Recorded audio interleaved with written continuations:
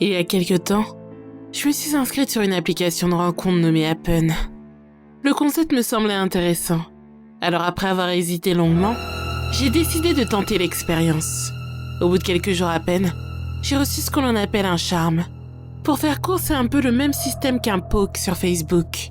C'était un garçon de mon âge qui me l'avait envoyé. Sans plus attendre, je me suis jetée sur son profil en constatant qu'il était plutôt mignon. Or, j'étais obligée de le charmer à mon tour pour entamer une conversation. Je ne vous cache pas que j'ai quelque peu hésité. En réalité, je trouvais ça débile de devoir à mon tour lui envoyer la même chose. Mais je l'ai fait quand même. Je n'ai pas eu à attendre très longtemps pour qu'il engage une conversation. C'était simple et basique. Nous parlions pour faire connaissance. En parcourant davantage son profil, j'étais persuadée l'avoir déjà rencontré quelque part. Mais lui, il m'a dit le contraire. Pourtant j'étais sûre de moi. Mais je n'arrivais pas à me souvenir de l'endroit où j'avais pu le rencontrer. Enfin bref, Quentin était quelqu'un de très gentil. J'adorais son humour, sa simplicité, et pratiquement tous les jours nous parlions. Un soir, alors que je rentrais d'une soirée chez des amis dans le bus, j'ai ouvert l'application en constatant que j'étais en train de croiser ce garçon à ce moment-là. En effet, Happen a la particularité d'informer où et quand vous croisez une personne. Sur son profil était indiqué « Croisez maintenant à moins de 500 mètres ». Il faut savoir que ça ne peut pas être plus précis que ça. Ravi de ce que je venais de voir, je lui ai très vite envoyé un message avant que le bus ne parte, en lui demandant où il était. Malheureusement pour moi, il n'a pas répondu tout de suite. Sur la route, j'ai réouvert l'application en remarquant à nouveau que le statut n'avait pas changé. J'étais toujours en train de le croiser, et cela à moins de 500 mètres. Cependant, il n'y avait aucune voiture derrière nous, ni même devant. Et de plus, le bus avait pris une route de campagne avec rien autour à part des champs et des forêts. C'est là que je me suis dit qu'il devait se trouver avec moi dans le bus. J'observais discrètement chaque personne présente, mais je ne le voyais pas. J'ai renvoyé un message en attendant impatiemment une réponse.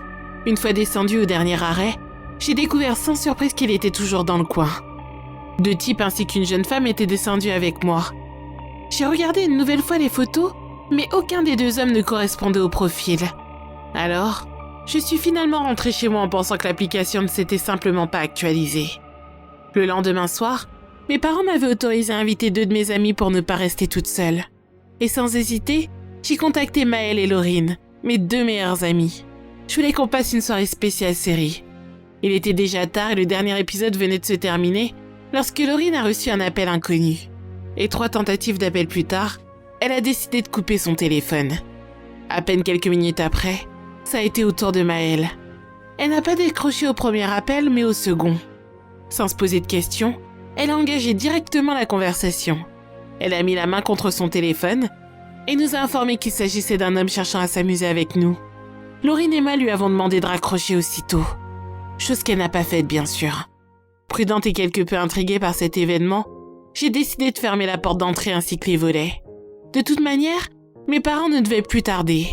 J'ai d'un seul coup sursauté en entendant les éclats de rire de mes deux amis. Mais elle avait mis le haut-parleur. Il était vrai que l'homme semblait très sympathique et surtout très marrant. Un canular qu'il avait échoué selon lui.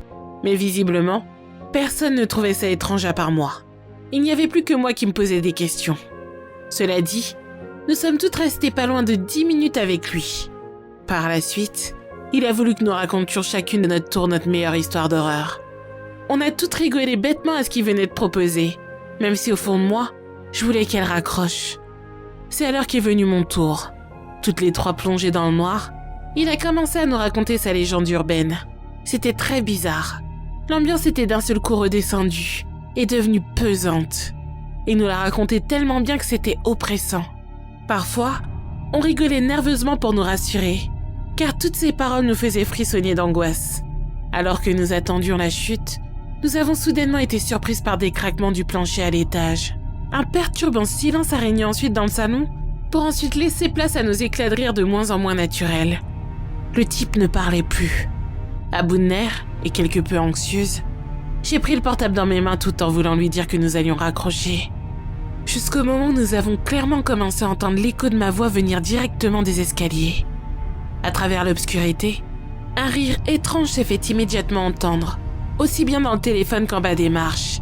Puis, quelques mots prononcés d'un air tétanisant ont suivi. C'est alors que la jeune femme se rendit compte qu'elle avait oublié son portable dans la salle de bain. Complètement terrifiés, nous sommes précipitamment sortis de la maison par la baie vitrée du salon. Il ne nous a pas fallu longtemps pour comprendre que ce type nous avait appelé avec mon téléphone resté à l'étage.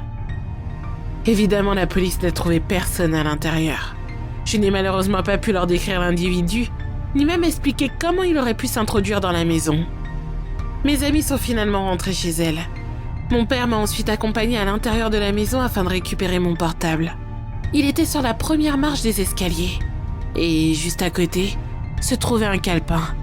À l'intérieur, l'individu avait fait des dessins. Les dessins représentaient un personnage en mouvement et se dirigeant vers une autre personne.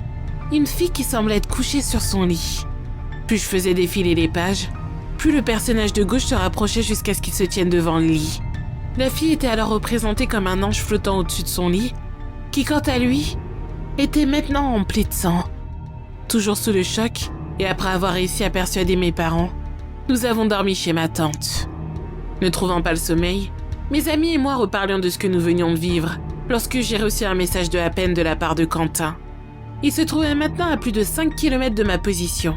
« Salut, comment tu vas ?» m'a-t-il demandé. J'étais toute contente d'avoir enfin un message de lui. Alors je lui ai répondu sans tarder en lui expliquant ce qui s'était passé ce soir-là. Nous avons papoté toute la nuit. Le jour suivant, je suis restée à la maison avec ma mère. J'ai remarqué que Quentin se trouvait de nouveau à moins de 500 mètres d'où j'étais. Je ne vous cache pas que je commençais à trouver cette histoire de plus en plus étrange. Je l'ai bombardée de questions sans jamais avoir une seule réponse. J'étais perturbée et je ne savais pas vraiment quoi faire.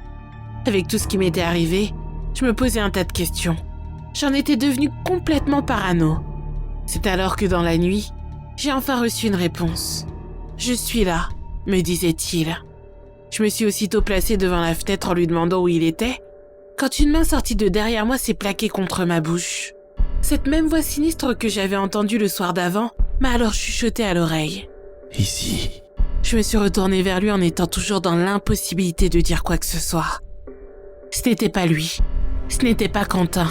Accompagné d'un grand sourire, il m'a salué d'un ton si naturel que c'en était effrayant. Il m'a conseillé de ne pas dire un mot en montrant le couteau dans sa poche. Il s'est alors mis assis sur mon lit et a sorti l'arme de sa poche. Je me suis collée contre le mur en ne le quittant pas des yeux. Il a alors retroussé les manches de son sweat et j'ai vu que ses bras étaient recouverts d'un nombre incalculable de cicatrices.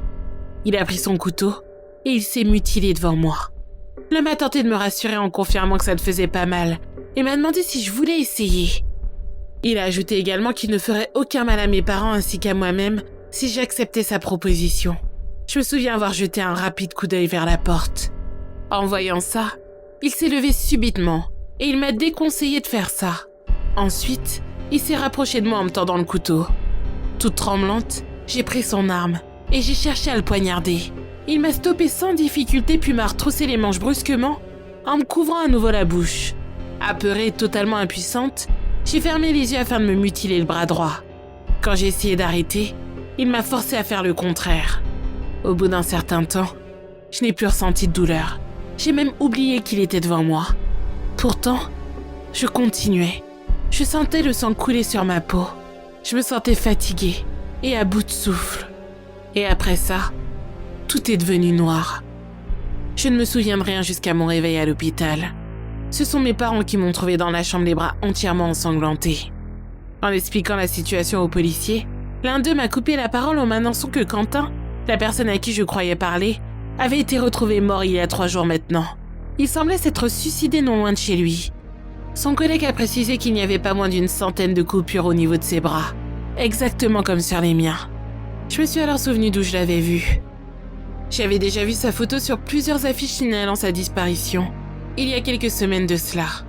Depuis cette nuit, je n'ai plus jamais voulu rester toute seule chez moi, ni sortir de ma chambre lorsqu'il faisait nuit. Il faut dire que cette histoire m'a réellement traumatisée. Mais j'en avais marre que ma mère vienne systématiquement dans ma chambre quand je dormais. Chaque matin, je retrouvais ma porte déverrouillée. Après tout, ce n'était pas pour rien si je m'enfermais à clé. Justement, ça me rassurait plus qu'autre chose. Elle s'en faisait trop pour moi, mais je pouvais la comprendre. Lorsque je lui en ai parlé, elle s'est mise à rire et à me dire « Chérie, tu ne vas pas me faire croire que tu ne sais pas fermer une porte à clé. Je te rappelle qu'il n'y en a qu'une seule pour ta chambre. Celle que tu poses sur ta table de nuit avant de dormir. Aujourd'hui, je vis chez ma tante, car je ne veux plus jamais retourner chez moi. Ou du moins, pas tant que l'homme qui a tenté de simuler mon propre suicide n'ait été retrouvé. Si je poste tout cela, c'est que j'espère vraiment qu'un maximum de personnes l'entendront, et que ça les empêchera de se retrouver dans la même situation que moi.